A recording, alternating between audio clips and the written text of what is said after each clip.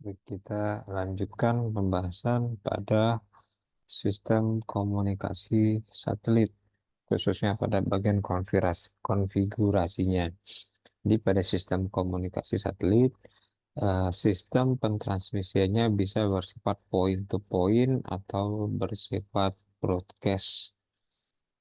Pada point to point link satelit, terdapat sebuah pemancar dari bumi menembakkan atau mengirimkan sinyal ke satelit, lalu satelit akan mengirimkan kembali ke satu buah penerima yang ada di bumi di bagian lain.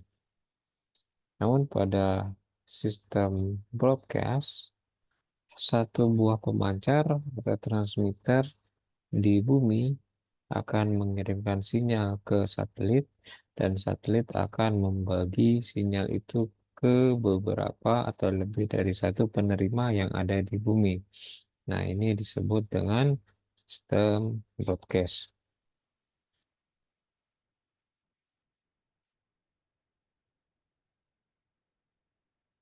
Kalau kita lihat pada animasi berikut, nah ini ya, ini merupakan sistem point to point. Jadi point to point komunikasinya terjadi antara stasiun pemancar di bumi ke satelit, dan point to point communication juga terjadi antara stasiun pemancar dari satelit ke stasiun penerima di bumi. Nah, untuk yang broadcast, komunikasi point to point hanya antara transmitter dengan satelit, dan point to multi point atau broadcast ini terjadi dari satelit ke arah beberapa stasiun bumi.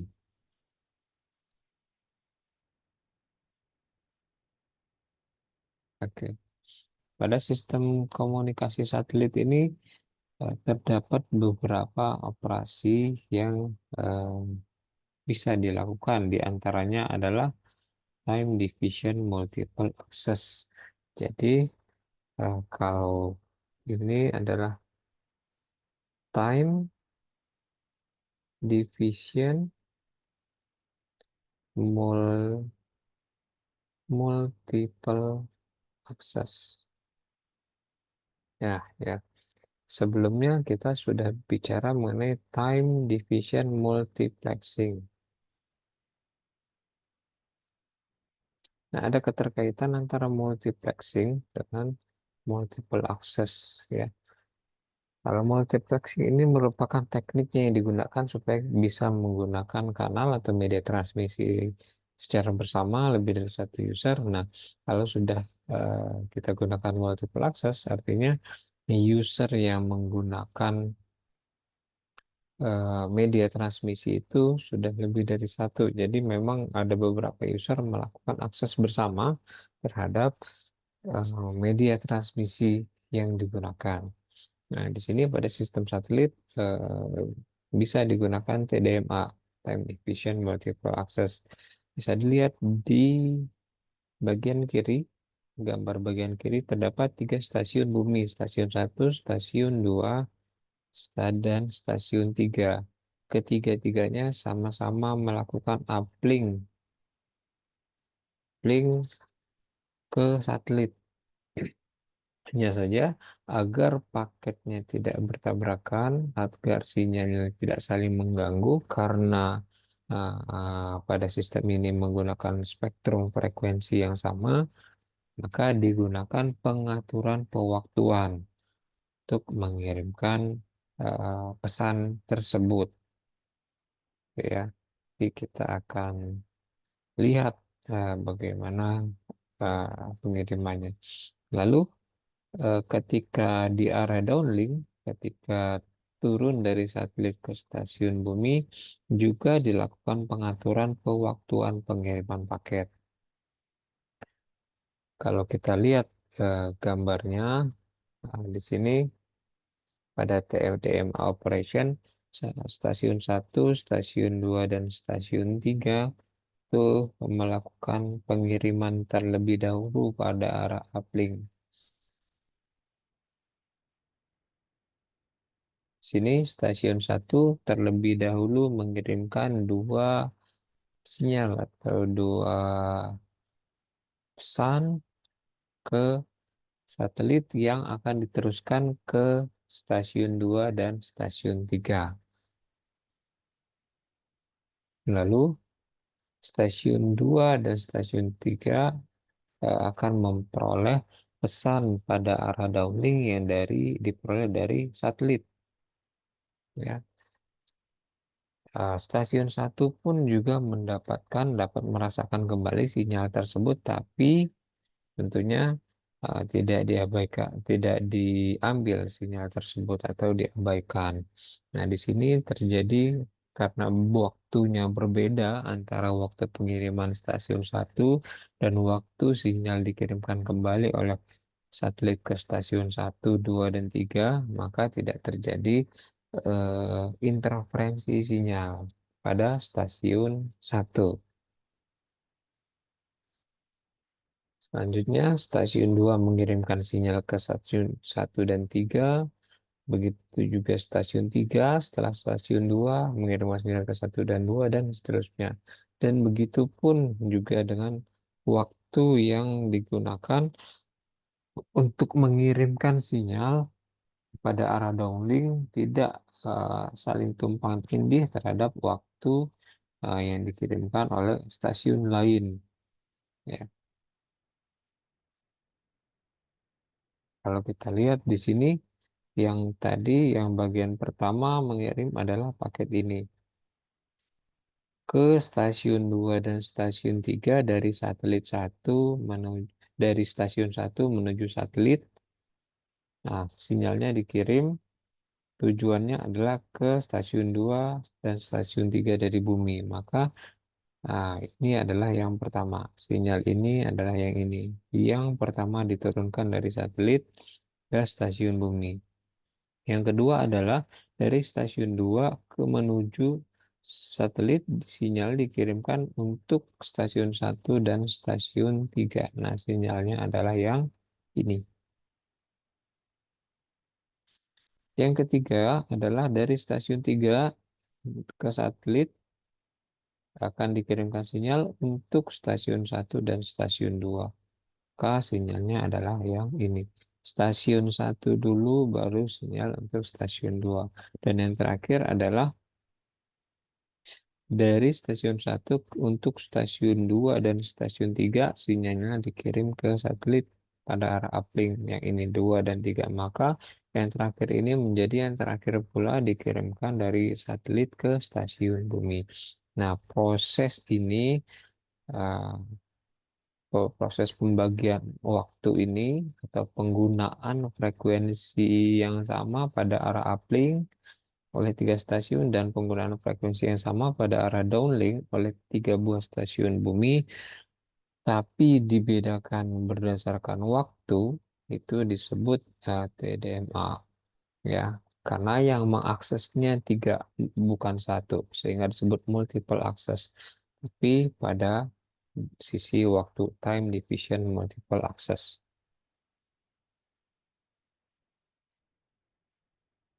Nah, sini juga terdapat mekanisme lain yaitu satelit switch atau improvement dari TDMA tadi, satelit switch TDMA operation atau SS TDMA. Kalau kita lihat di sini pada SS TDMA, nah ini stasiun 1, stasiun 2 dan stasiun 3 sama-sama menggunakan frekuensi yang sama untuk arah uplink dan arah downlink. Uplinknya dari stasiun bumi menuju satelit, downlinknya dari satelit menuju stasiun bumi.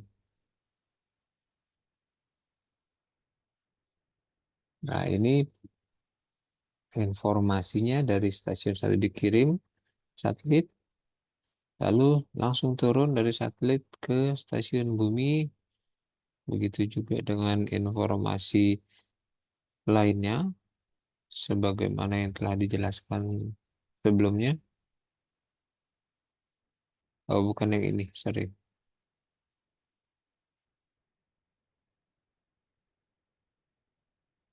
Ya, ya salah ya. Sebentar, saya klikkan.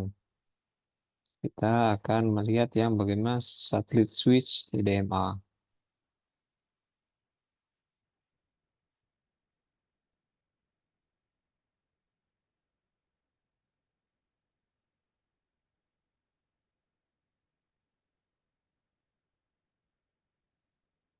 Nah, mungkin animasinya tidak tepat ya linknya, tapi akan saya jelaskan saja. Jadi, kalau di satelit switch TDMA, kalau sebelumnya eh, ketiga dari stasiun bumi ini menggunakan frekuensi yang sama, tapi kalau di sini di satelit switch ini masing-masing stasiun bumi yang berdekatan dibedakan menjadi kelompok yang berbeda. Maka di sini stasiun satu dan stasiun 2 ini tergabung dalam area satu, stasiun 3 dan stasiun 4 tergabung ke dalam area B, yang tadi area A ya, bukan area satu.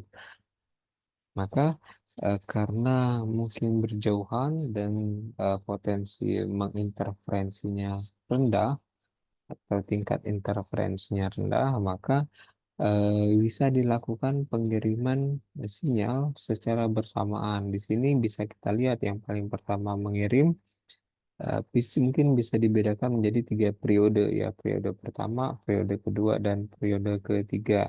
Pengiriman pertama di periode pertama adalah dari stasiun satu kepada satelit yang sinyalnya ditujukan untuk stasiun 2. Lalu pada saat bersamaan dikirimkan dari stasiun 4 kepada satelit pada uplink ke stasiun 3 yang ini. Pada periode satu setelah tahap awal selesai dilakukan, maka satelit akan mengirimkan sinyal dari yang dari stasiun satu yang ini menuju stasiun 2 ini sinyalnya, dan dari stasiun 4 menuju stasiun 3 itu 3 dari 4. Nah, ini sinyalnya. Ini adalah yang pertama. Sorry, bukan ini ya, salah ya. Kita hapus ya. Nah, sinyal ini yang pertama dikirim, dan sinyal ini langsung dikirimkan pada arah downlink, yaitu dari kepada stasiun 2 dari stasiun satu itu ini, dan yang ini adalah yang ini ya. Gitu. Nah, di periode pertama juga dikirimkan sinyal dari stasiun 2 ke stasiun satu. Nah, stasiun 2 ke stasiun satu, dan dari di waktu yang bersamaan dari stasiun 3 ke stasiun 4 yang ini. Maka setelah diterima oleh satelit, sinyal tersebut akan dikirimkan kembali dari satelit ke stasiun bumi. Nah, seperti ini. Jadi kalau si satelit switch ini terdapat eh, perbedaan ya, dibedakan kelompok-kelompok satelit itu berdasarkan areanya. Area satu dan area 2 sehingga dimungkinkan pada saat yang bersamaan walaupun menggunakan time division multiple access di saat yang bersamaan dimungkinkan dilakukan dua transmisi sinyal secara bersamaan. Yang ini. Kalau di sebelumnya tidak dimungkinkan adanya transmisi sinyal secara bersamaan, semuanya harus dilakukan pada waktu tertentu satu pentransmisian. Ini adalah pada operasi TDMA, sedangkan pada TDMA satelit switch itu dimungkinkan, tapi harus dibedakan atau diperhatikan jarak antar pengelompokan satelit di stasiun bumi tersebut. Nah, setelah berbicara mengenai stasiun satelit, setelah berbicara mengenai sistem transmisi nirkabel, uh, di sini kita juga harus memahami fenomena-fenomena apa saja yang terjadi pada uh, pentransmisian sinyal ya, atau pada saat perambatan sinyal pada medium nirkabel. Ya. Kalau di sini kita pasti berbicara tentang uh, nirkabel ya, medium nirkabel, wireless di sini ya, wireless atau nirkabel. Terdapat tiga fenomena atau apa ya, fenomena perambatan yang wajib kita ketahui, yaitu refleksi, scattering, dan diffraction. Nah, fenomena ini dialami oleh gelombang elektromagnetik saat merambat melalui kanal nirkabel.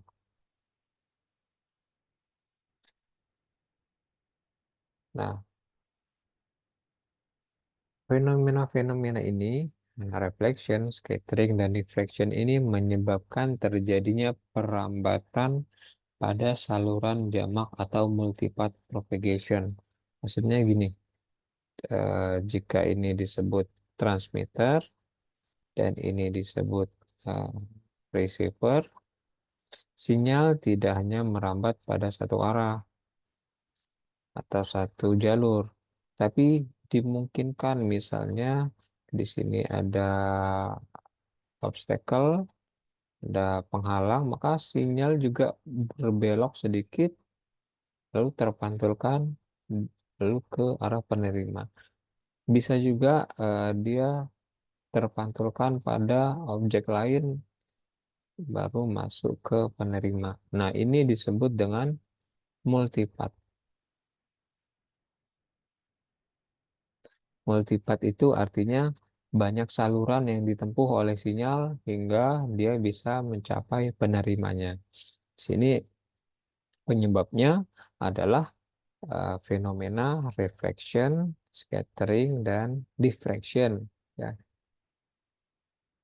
Reflection itu apa? Reflection atau pemantulan akan terjadi ketika sinyal atau gelombang elektromagnetik itu menumbuk suatu permukaan yang luas ya, yang luasnya sangat luas relatifnya terhadap panjang gelombang dari sinyal. Jadi kita harus ingat kembali rumus lambda sama dengan C per F gitu.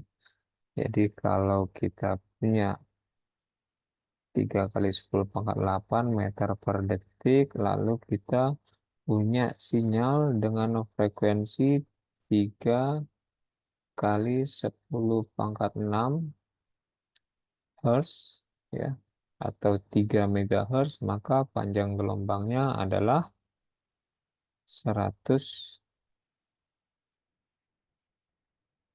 100 meter ya. Hmm, Kalau kita punya sinyalnya sebesar 3 gigahertz,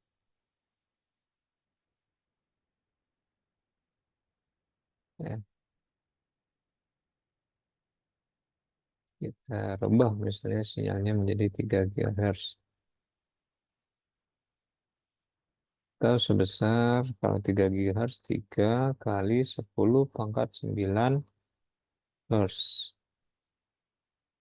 Maka Hertz itu adalah 1 per detik, 1 per second ya. 1 per second. Maka akan diperoleh, ini pangkat 9 coret, 0,11 per second meter panjang gelombangnya.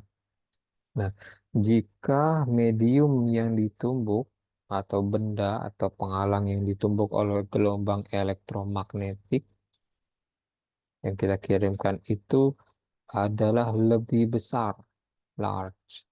Ya.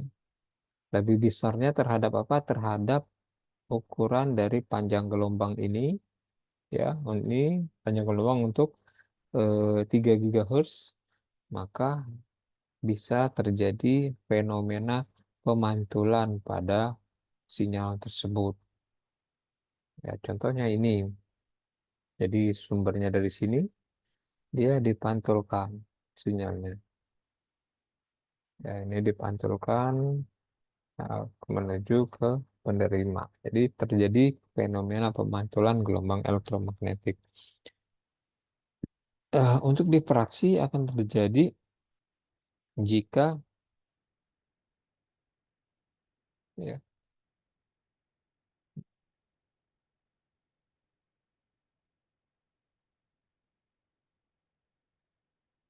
jika occurred, jika suatu benda yang tidak dapat ditembus oleh sinyal tersebut memiliki ukuran yang lebih besar dibanding dengan panjang gelombang dari gelombang radio tersebut. Nah, ini umumnya berada objeknya itu adalah eh, edge ya, tepi atau ujung suatu objek ya biasanya. Nah, jika obstacle tersebut memiliki ukuran yang hampir menyerupai atau hampir sama dengan panjang gelombang, maka fenomena yang terjadi adalah fenomena scattering atau hamburan ya.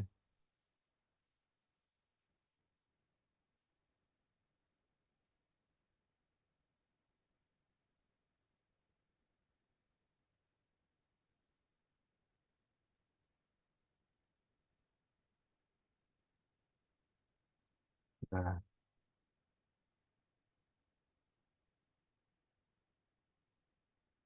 mungkin kira-kira seperti ini gambarannya. Penerimanya adalah mobil ini ya, atau user yang ada di mobil ini, sumbernya dari sini. Nah, ini terjadi pemantulan sinyal refleksi.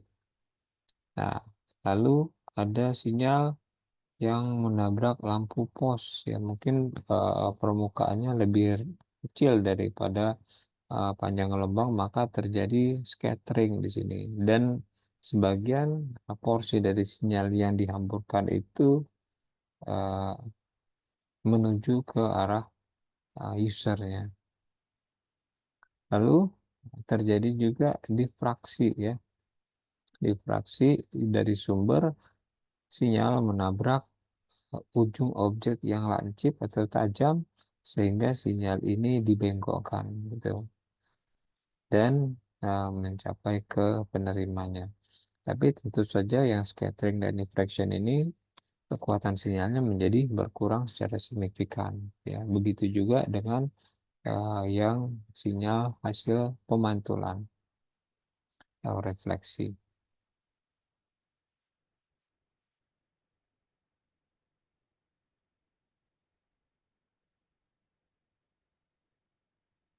Nah, ketiga, efek propagasi ini mempengaruhi kinerja ya, kinerja dari sistem dan sangat bergantung pada eh, kondisi dari daerah sekitarnya dan mobile unit atau apakah kendaraan atau objek tersebut pada suatu sel itu bergerak atau tidak. Jika mobile unit atau user equipment atau perangkat pengguna itu memiliki kondisi loss line of sight ke transmitter, maka difraksi dan scattering akan fenomena difraksi dan scattering akan menjadi minim atau memberikan efek yang minim.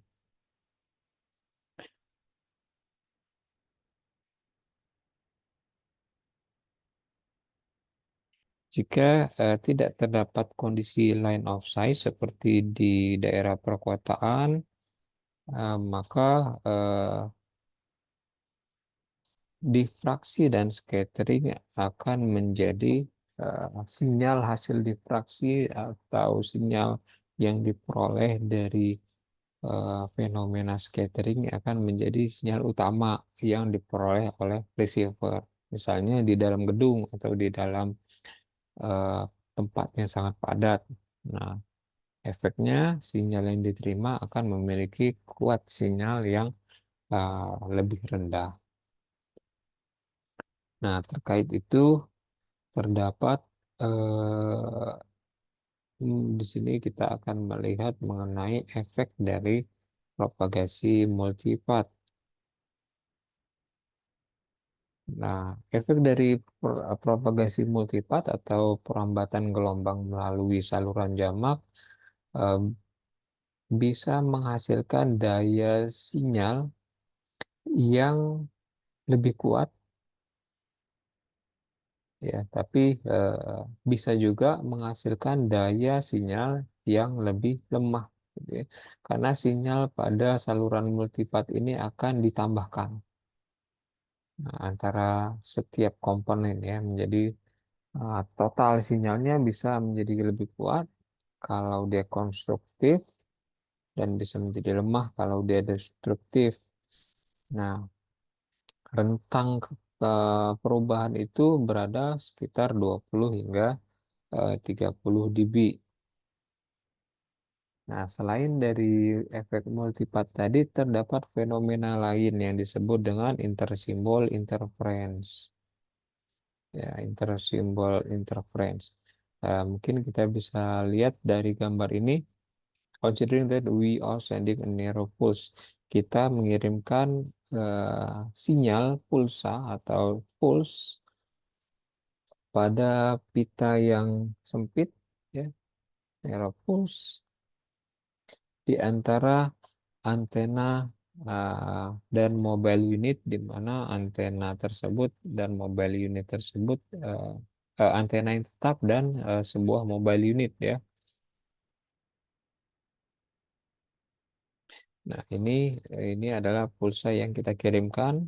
Ini yang pertama dan ini yang kedua ya.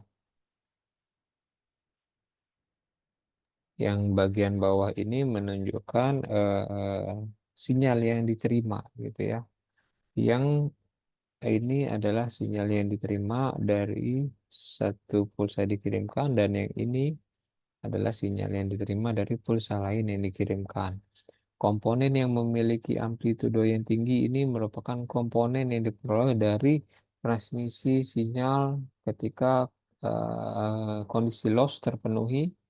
Yang ini adalah komponen yang diterima dari komponen loss, sedangkan yang memiliki amplitudo yang lebih rendah, beberapa pulsa ini merupakan komponen multipathnya, artinya yang diterima dari saluran yang melewati pemantulan atau difraksi atau scattering. Jadi kalau kita gambarkan di sini ini TX, ini RX atau pengirim dan penerima, maka yang ini yang disebut dengan loss. Yang loss ini adalah yang ini. Tidak banyak rugi-rugi sehingga dayanya tinggi.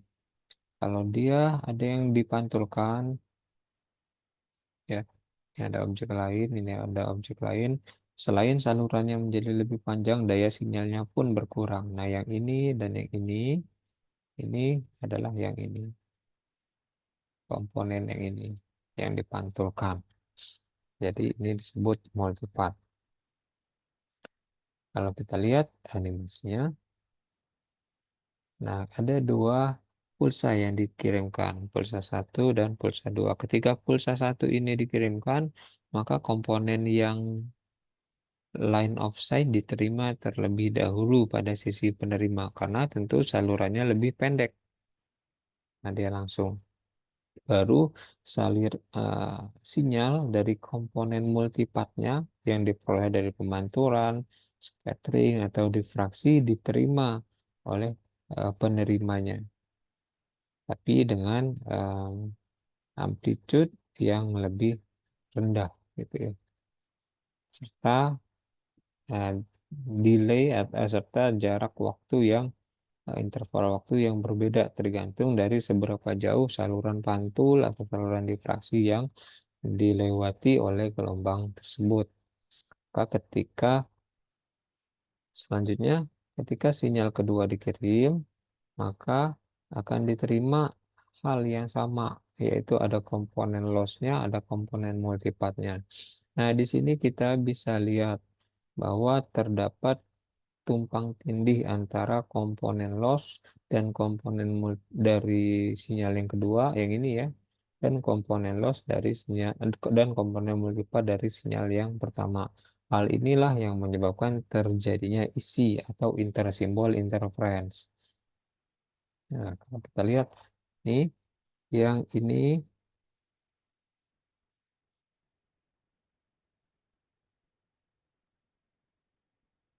ketika sinyal ini dikirimkan, ini TX, maka diterima ini TX1, maka diterima adalah RX1 itu adalah ini. Sampai sini. Ini sinyal-sinyal yang diterima ketika satu buah pulsa dikirimkan melalui saluran nirkabel. Kenapa dari satu bisa menjadi beberapa pulsa ini yang terdiri dari pulsa komponen loss dan pulsa komponen multipath? Karena salurannya adalah saluran multipath gitu ya. Tidak lebih dari satu saluran.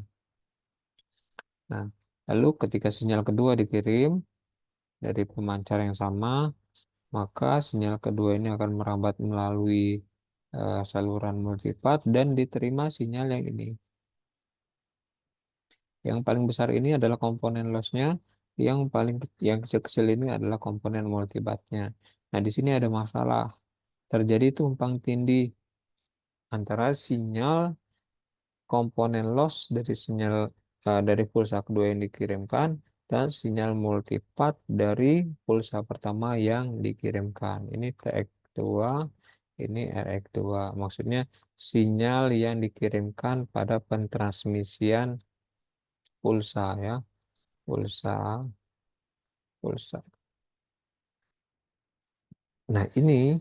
Nah, masalah ini, ketumbang tindihan ini menyebabkan terjadinya interferensi intersimbol. Interferensi intersimbol.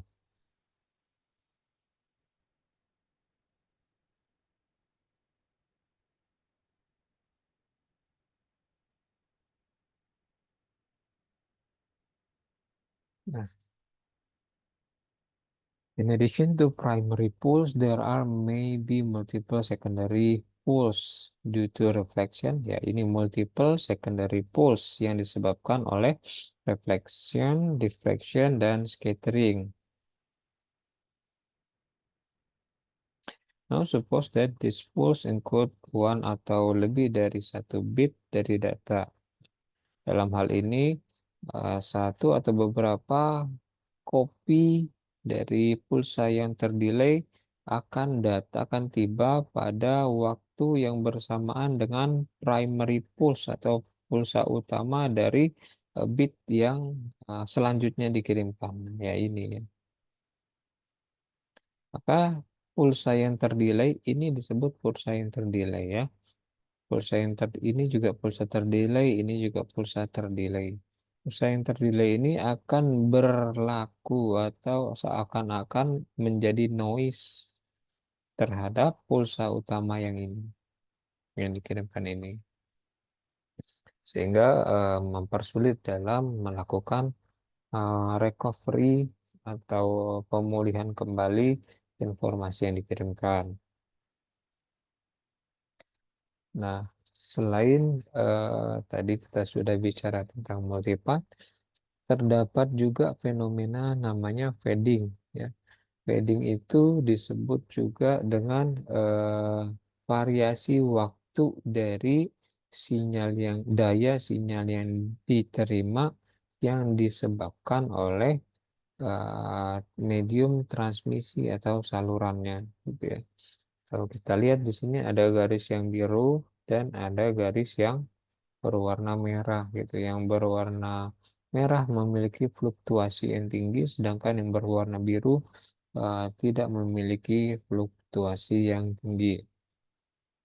Pada fixed environment ini maksudnya tidak terjadi perubahan pada lingkungan perambatan sinyalnya. Misalnya pemancar dan penerima tetap diam dan di saluran transmisi itu tidak ada pengganggu yang bergerak. Tapi kalau misalnya penerimanya adalah base station, sedangkan pemancarnya adalah mobile user yang bergerak, maka tidak bisa dikatakan sebagai fixed environment karena kanal yang dilewati oleh media, kanal yang dilewati oleh sinyal, kanal dari kabel yang dilewati oleh sinyal dari mobile user ke antena base station itu berubah setiap waktu. Misalnya karena penggunanya bergerak. Pada lingkungan yang tetap, fading bisa disebabkan oleh uh, kondisi atmosfer dan curah hujan, itu rainfall. Jadi uh, terjadi curah hujan, misalnya pada kanal yang dilewati oleh sinyal, gitu ya, sehingga menimbulkan fading. Pada mobile environment, di mana uh, salah satu atau dari dua antena bergerak relatif terhadap antena lainnya, maka relatif lokasi relatif dari berbagai objek atau berbagai penghalang tersebut adalah berubah terhadap waktu. Hal ini menyebabkan atau menghasilkan efek transmisi yang kompleks. Maka, nah, fading effect ini dapat dibedakan menjadi atau dapat diklasifikasikan ke dalam kedua kelompok, yaitu kelompok small scale fading dan large scale fading. Nah, untuk small scale fading ini terdapat dua penyebab yang berpotensi memungkinkan terjadinya small scale fading, yaitu Doppler spread yang diakibatkan oleh pergerakan mobile dan objek atau obstacle atau penghalang, dan efek dari multipath fading atau perambatan sinyal melalui saluran multipath yang sebelumnya sudah kita jelaskan. Kalau kita lihat di gambar ini, maka ini adalah gambaran terjadinya fading. Nah, di sumbu X-nya adalah jarak atau posisi. Posisi ini adalah posisi pisah antara pemancar dan penerima. Dan yang sumbu vertikalnya adalah daya yang diterima dalam satuan dBm pada sisi penerima. Ketika jarak pisah antar pemancar dan penerima sangat dekat, maka daya yang diterimanya masih tinggi. Ketika jarak pisahnya semakin jauh, menuju 30 meter misalnya, maka daya yang diterimanya oleh si penerima akan semakin berkurang. Berkurangnya mungkin ini berkisar antara 20 dB pengurangannya. Nah, ini ini uh, grafik yang berwarna biru ini adalah nilai rata-rata dari daya yang diterima, ya. Nilai rata-rata dari daya yang diterima di penerima. Nah, sebenarnya daya yang diterima itu adalah berfluktuasi sangat tinggi, ya. Apalagi ketika terjadi pergerakan dari mobile user.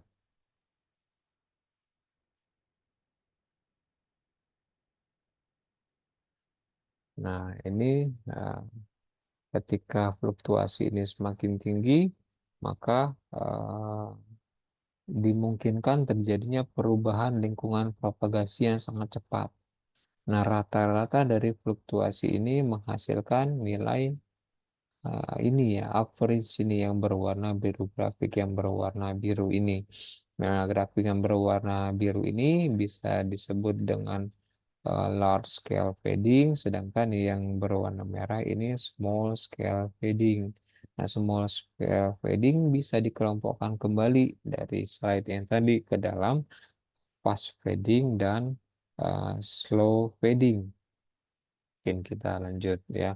Jadi kalau tadi kita bicara ada small scale dan large scale fading dari grafik ini, kita masuk ke yang small scale. Small scale ini bisa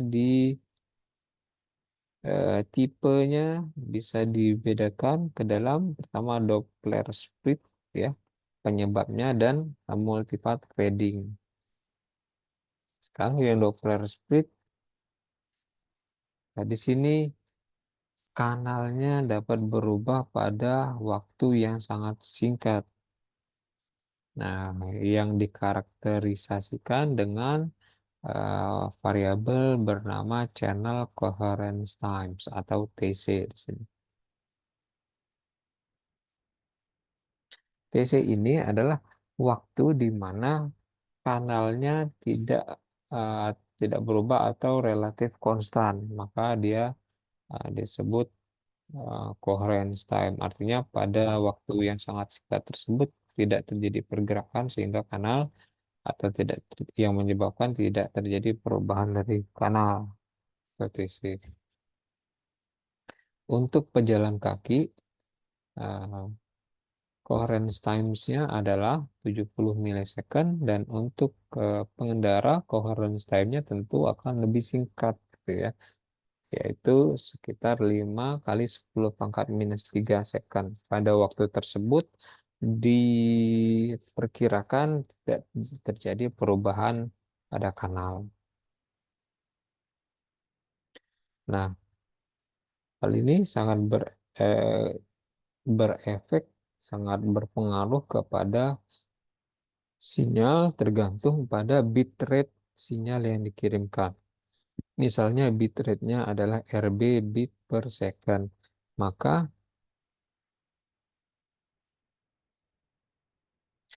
waktu bitnya untuk sinyal bitrate tersebut adalah TB sama dengan 1/RB second per bit. Gitu ya. Kalau- Oke. Nah, jika coherence time yang tadi ya ini di dalam small scale fading yang disebabkan oleh Doppler split ya.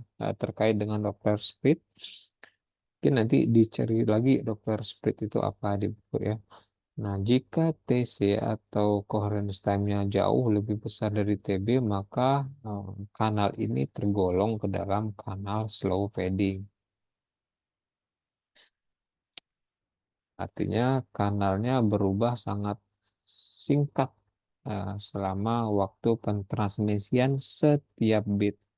Tapi jika TC ini sama dengan atau bahkan lebih kecil dari TB, channel coherent time-nya lebih kecil atau sama dengan daripada bit time-nya, maka ini disebut channel fast fading. Fast fading ini berarti fluktuasinya tinggi. Nah, kalau yang di multipath fading ini uh, dapat menyebabkan distorsi dan intersimbol interference ya pada informasi yang dikirimkan. Kalau di multipath fading ini ada dua istilah namanya flat fading dan non flat fading. Nah, di flat fading ini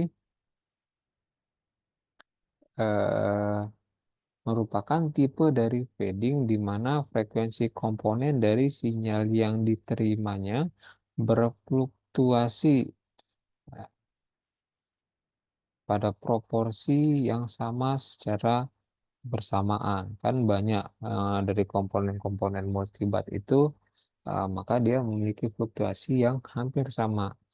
Nah, di sini dikarakteristikan dengan coherent bandwidth. Kalau tadi ada coherent time, untuk multipath fading, kita punya coherent bandwidth yang merupakan suatu rentang dari frekuensi di mana respon dari kanalnya adalah relatif eh, konstan. Jika coherent bandwidth ini ukurannya jauh lebih besar dari bandwidth sinyal atau BS di sini. Ini BS ini bandwidth signal, yang ini coherent bandwidth. Coherent bandwidth ini punyanya kanal, kok bandwidth sinyal ini punyanya sinyal. Maka jika BC lebih besar, sangat lebih besar daripada BS, maka eh, jika ini bisa disebut dengan flat fading ya. Jadi flat fading itu terjadi ketika BC jauh lebih besar dari BS, di mana BS ini didekati dengan hampir hampir sama dengan RB, itu bit rate dari sinyal yang dikirim. Tapi jika sebaliknya lebih kecil dari BC, lebih kecil atau sama dengan dari BS, maka dia disebut frekuensi selective fading, yaitu fading yang non flat fading ya. Jadi disebut frekuensi selective fading ketika BC lebih kecil atau sama dengan dari BS ya. Nah, di sini bisa kita lihat bahwa karakterisasi untuk Doppler spread ini dan multipath fading yang ini saling independen ya, tidak bergantung satu sama lainnya, sehingga dimungkinkan terjadi 4 kombinasi dari fading. Yang pertama flash, fast flat ya, yang ini fast dan flat fading, lalu slow dan flat, slow dan flat, lalu fast dan frekuensi selektif, fast dan frekuensi selektif fading, dan slow dan frekuensi selektif fading. Ya, jadi ada 4 kemungkinannya untuk terjadinya jenis fading ini ya, di mana kesemuanya dari 4 ini masuk ke dalam kelompok dari small scale fading. Gitu. Selain small scale fading, lawannya adalah large scale fading. Nah, ini ya, ada small scale, ada large scale ya. Fluktuasi yang tinggi ini adalah small scale fading, dan perubahan secara landai yang merupakan average-nya dari small scale fading itu adalah large scale fading.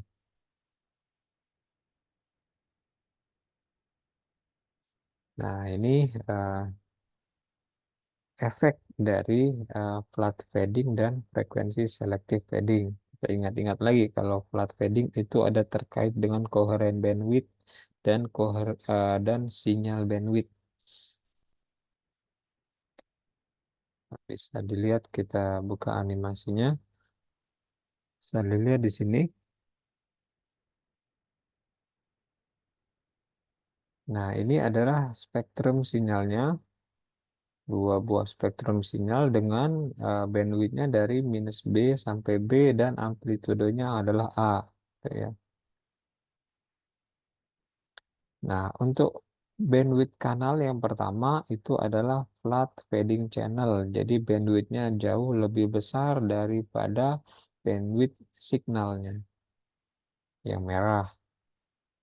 Nah, sehingga dihasilkan sinyal yang sinyal output dari kanalnya tidak berubah ya, has not binary shape, only maybe weaker, dan uh, jadi sinyalnya tetap ya, bentuknya tidak berubah, dan tapi mungkin saja dia menjadi lebih kecil karena pelemahan dari kanal yang tadinya amplitudonya A menjadi 0,1, tapi bentuk sinyalnya pada sisi frekuensi tidak berubah.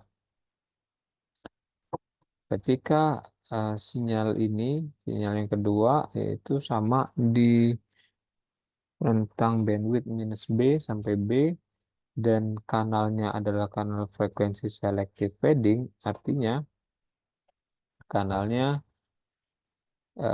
bervariasi eh, dengan variasi yang rendah ya. Jadi tentunya di sini bisa kita lihat kanalnya lebih rendah, lebih kecil daripada bandwidth bandwidth kanalnya lebih kecil daripada bandwidth sinyalnya gitu ya. Kalaupun ada yang lebih dari bandwidth sinyal, itu respon kanalnya buruk gitu ya, sehingga bisa saja menyebabkan atenuasi sinyal yang tinggi atau pelemahan sinyal yang tinggi, sehingga bisa dibilang uh, sangat buruk sinyalnya. Lalu ketika sinyal ini melewati kanal, akan diperolehlah sinyal seperti ini. Ini.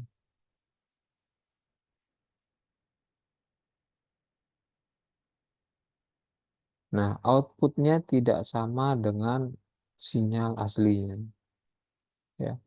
Dan sehingga ini bisa menjadi penyebab terjadinya error atau uh, kerusakan pada sinyal.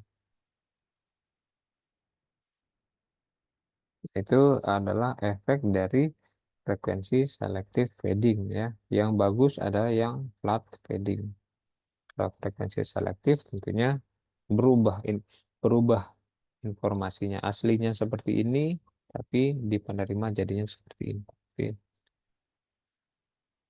Contohnya, jika seorang pejalan kaki, suppose that a pedestrian, seorang pejalan kaki bergerak, is moving melalui daerah perkotaan atau daerah yang padat dengan bangunan yang memiliki kanal wireless. Jadi dia melakukan komunikasi melalui suatu kanal wireless di daerah perkotaan ini. Intinya karena daerah perkotaan kondisi line of sight sulit ditemui, maka fenomena scattering, reflection, dan diffraction itu akan menjadi dominan, sehingga di sini diperoleh data bahwa channel coherent time-nya adalah 70 milisecond. Serta kalau ini berarti TC, ya. Serta coherent bandwidth-nya adalah 150 kHz. Nah, bit rate dari sinyal yang dikirimkan atau sinyal yang ditransmisikan atau RB itu adalah 100 kbps. Maka bagaimana mengkarakteristikkan kanal tersebut terkait dengan Doppler split dan multipath fading yang sebelumnya kita bahas. Serta berapa bitrate-nya harus dirubah, ya, supaya mendukung kondisi flat fading. Nah, flat fading tadi kita sudah cerita bahwa sinyalnya tidak berubah di slide sebelumnya. Maka slow fading, ketika slow fading ini uh, TC lebih jauh lebih besar dari TB, ya. Kalau kita melihat di small scale fading ada slow fading, ya. Slow fading itu syaratnya channel coherent time-nya jauh lebih besar uh, dari bit time-nya, ya, TB-nya. Maka TB di sini bisa diperoleh dari 1 per berapa bit rate-nya RB. RB-nya adalah 100 kali 10⁻³ bit per second, sehingga diperoleh TB-nya adalah 10 mikrosecond. Lalu untuk mengecek apakah dia adalah slow fading, maka kita karena di sini syaratnya jauh lebih besar, kita kalikan dengan faktor 10, ya. Sehingga di sini menjadi TC harus lebih besar 10 kali dari TB. Apakah benar? Maka 70 milisecond yang ini adalah jauh lebih besar dari 10 kali 10 mikrosecond atau 100 mikrosecond. Maka jawaban ini adalah benar. Kalau jawabannya benar, maka dia termasuk kondisi slow fading. Slow fading ini adalah fading yang disebabkan oleh Doppler split. Jadi menjawab pertanyaan yang ini. Nah, selanjutnya untuk menjawab yang multipath fading, maka kita harus mengecek apakah dia flat fading atau frekuensi selective fading. Kalau yang ini slow fading atau fast fading, slow fading atau fast fading. Nah, pertanyaan ini kalau yang ini flat fading